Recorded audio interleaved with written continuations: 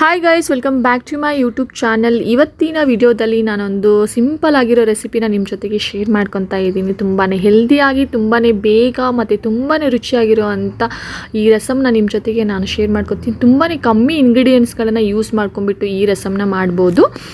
ಒಂದು ಮಿಕ್ಸಿ ಜಾರನ್ನ ತೊಗೊಂಡು ಅದಕ್ಕೆ ಬೆಳ್ಳುಳ್ಳಿ, ಒಣಮೆಣಸಿನ್ಕಾಯಿ, ಹಸಿಮೆಣಸಿನ್ಕಾಯಿ, ಸ್ವಲ್ಪ ಕಾಳು ಮೆಣಸು, ಸ್ವಲ್ಪ ಜೀರಿಗೆ, ಅದ್ರ ಜೊತೆಗೆ ಒಂದು ಅರ್ಧ ಟೊಮೆಟೊ, ಕೊತ್ತಂಬರಿ ಸೊಪ್ಪು ಮತ್ತು ಒಂದು ಸ್ವಲ್ಪ ಹುಣಸೆ ಹುಳಿನ ಹಾಕ್ಕೊಂಡ್ಬಿಟ್ಟು ಪೇಸ್ಟ್ ಮಾಡಿ ಇಟ್ಕೋಬೇಕು.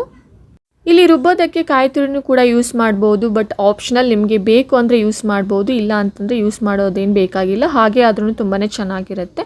ಸೊ ಇದನ್ನು ಪೇಸ್ಟ್ ಮಾಡಿ ಇಟ್ಕೊಂಡು ನೆಕ್ಸ್ಟ್ ಇಲ್ಲಿ ಒಗ್ಗರಣೆ ಕೊಡಬೇಕು. ಒಗ್ಗರಣೆಗೆ ನಾನಿಲ್ಲಿ 2 ಸ್ಪೂನ್ ಆಯಿಲ್ನ ಯೂಸ್ ಮಾಡ್ತಾ ಇದ್ದೀನಿ. ಆಯಿಲ್ ಸ್ವಲ್ಪ ಬಿಸಿ ಆದ ತಕ್ಷಣ ಸಾಸಿವೆ, ಜೀರಿಗೆ, ಕರಿಬೇವು, ಅದ್ರ ಜೊತೆಗೆ ಅರ್ಧ ನಾನು ರುಬ್ಬೋದಕ್ಕಂತ ಯೂಸ್ ಮಾಡಿ ಟೊಮೆಟೊ, ಇನ್ನು ಅರ್ಧ ಟೊಮೆಟೊನ ಇಲ್ಲಿ ಚಿಕ್ಕದಾಗಿ ಕಟ್ ಮಾಡ್ಕೊಂಡ್ಬಿಟ್ಟು ಹಾಕ್ತಾ ಇದ್ದೀನಿ ಆಯಿಲ್ಗೆ. ಟೊಮೆಟೊ ಸ್ವಲ್ಪ ಫ್ರೈ ಆಗ್ತಿದ್ದಂಗೆ ನಾವು ಆಲ್ರೆಡಿ ರುಬ್ಬಿಟ್ಟಿರೋ ಅಂಥ ಮಸಾಲೆನ ಇದಕ್ಕೆ ಹಾಕಿ ಸ್ವಲ್ಪ ಬಿಸಿ ಮಾಡೋಕ್ಕೆ ಬಿಟ್ಬಿಡಬೇಕು.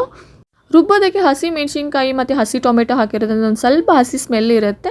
ಸೊ ಅದಕ್ಕೆ ಒಂದು ಸ್ವಲ್ಪ ಬಿಸಿ ಮಾಡ್ಕೋಬೇಕು. ಬಿಸಿ ಮಾಡ್ಕೊಂಡು ಆದಮೇಲೆ ಸ್ವಲ್ಪ ರುಚಿಗೆ ಎಷ್ಟು ಬೇಕೋ ಅಷ್ಟು ಉಪ್ಪು ಮತ್ತು ಅರಿಶಿನ ಪುಡಿನ ಹಾಕ್ಕೊಂಡು ಮತ್ತೆ ಒಂದು ಸ್ವಲ್ಪ ಬಿಸಿ ಮಾಡ್ಕೋಬೇಕು. ಸ್ವಲ್ಪ ಮಸಾಲೆ ಕುದೀತಿದ್ದಂಗೆ ಅದಕ್ಕೆ ನಮಗೆ ಎಷ್ಟು ಕ್ವಾಂಟಿಟಿ ಬೇಕೋ ಅಷ್ಟು ಕ್ವಾಂಟಿಟಿ ನೀರನ್ನು ಅದಕ್ಕೆ ಆ್ಯಡ್ ಮಾಡಿಬಿಟ್ಟು ಲಾಸ್ಟಿಗೆ ಸ್ವಲ್ಪ ಬೆಲ್ಲನ ಹಾಕಿ ಕುದಿಸಿದ್ರೆ, ಒಂದು ಕುದಿ ಬಂದರೆ ತುಂಬಾ ಟೇಸ್ಟಿಯಾಗಿರುವಂಥ ರಸಮ್ಮು ರೆಡಿ ಆಗುತ್ತೆ. ಈ ರಸಮ್ಮು ಕೋಲ್ಡ್ ಎಲ್ಲ ಆದಾಗ ತಿಂದರೆ ತುಂಬಾ ರಿಲೀಫ್ ಅನಿಸುತ್ತೆ. ಒಂದು ಸರಿ ಟ್ರೈ ಮಾಡಿ ಹೇಗಿತ್ತು ಅಂತ ನನಗೆ ಕಮೆಂಟ್ ಬಾಕ್ಸಲ್ಲಿ ಕಮೆಂಟ್ ಮಾಡೋದನ್ನು ಮರಿಬೇಡಿ.